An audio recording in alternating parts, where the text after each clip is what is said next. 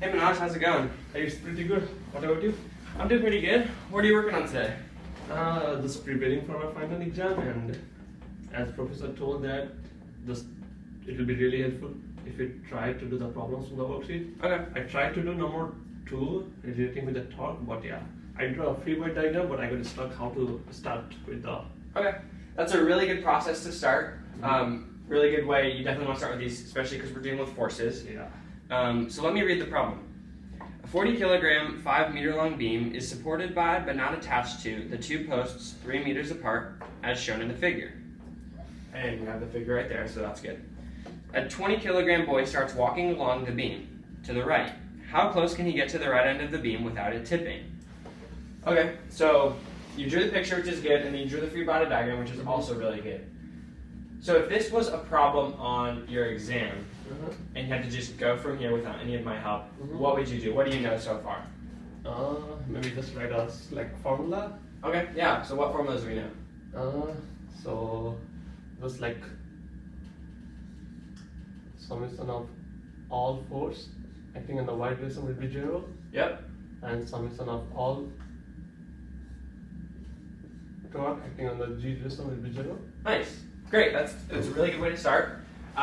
So we know the forces in the y direction are up and down, and the forces in the z direction, or the torques in the z direction, which don't go on the free body diagram, which you did correctly. So there's also one other equation that you're going to want to know for equilibrium torque problems, because in this problem we're talking about how far the boy can go to the right. So it's kind of like a balance equation, right? The boy on the beam is going to be balancing on this point right here, right? So this is your pivot point, which you already labeled right here, which is good. That's what you're going to want on a free body diagram. But the one equation you're missing is the sum of all forces in the x direction is also 0. Okay. I mean, you're not going to use it in this problem because they're all just up and down. But for other equations or other problems, especially on the exam, you're going to want to make sure you know that one. Okay, all right. Okay, so this is where we start. What do we know about torque? What's torque defined as? You remember? No. No? Okay, so it's R. Oh, RF sine theta. Nice. Okay. RF sine theta. Okay, so we know this is what torque defined as. Okay, so let's talk about how many torques there are. Okay. Okay? So how do we know which one is how do we know which torque is positive and which one's negative? Yeah, so I was confused, like professor was telling something like about the left hand, right hand, and I was like kind of confused, so can you just explain? Okay, yeah, so on torque, it's actually called right hand rule, right hand rule number 1, and a lot of professors use it just as an easy reminder.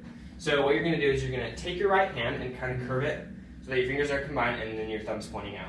Okay. So you go from your pivot point to the force.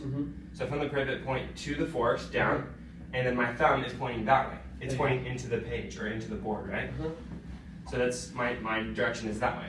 So my direction of this force is going to be coming this way. And make sure you're not using your left hand because that gets confusing. So it's right hand rule. So when you're going this way, the torque's pointing out of the page, right? So out of the page equals, this is the symbol for out of the page, which you probably know. Okay. So this one's going this way, which is clockwise, which is negative, right? So this is clockwise, and this one is counter. Exactly, you're right. Okay, so nice. You have the process down, and I see you're really working on just like the process and learning how to do torque problems. Yeah, so torque is definitely one of the concepts that's really hard to just conceptually like visualize in your head. But on the exam, I would say just make sure you remember these 3 formulas. Sum of all forces in the y direction and the x direction, and then sum of all torques. And then make sure that you also know that each individual torque is just RF sine theta, and then make sure you know the direction, positive or negative. Counterclockwise, and then make sure you know right hand rule. So it's actually not that much stuff to remember. So hopefully this was helpful. Does this all make sense? Yeah, it makes sense. Okay, awesome. That's good. So I'm going to revolve around a little bit, go check out some other students, and then I'll come back in a few minutes to see how you're doing. Yes, sure. Okay, cool. All right. Thank you.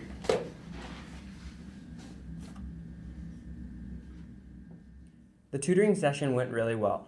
I was able to clearly determine the student's learning goal by being intentional about my questions and I began by asking him what he would do on an exam without my assistance. Because he left out one of the 3 torque equations, I could see that he didn't have an exact system in which he was going to attempt the problem. But after going through the problem with him, I was able to watch as he went through the learning process and developed a procedure to doing mechanical equilibrium problems involving torque. I was able to utilize adaptive scaffolding by asking specific questions and only providing the answer after he had really considered the question and could not come up with the answer on his own.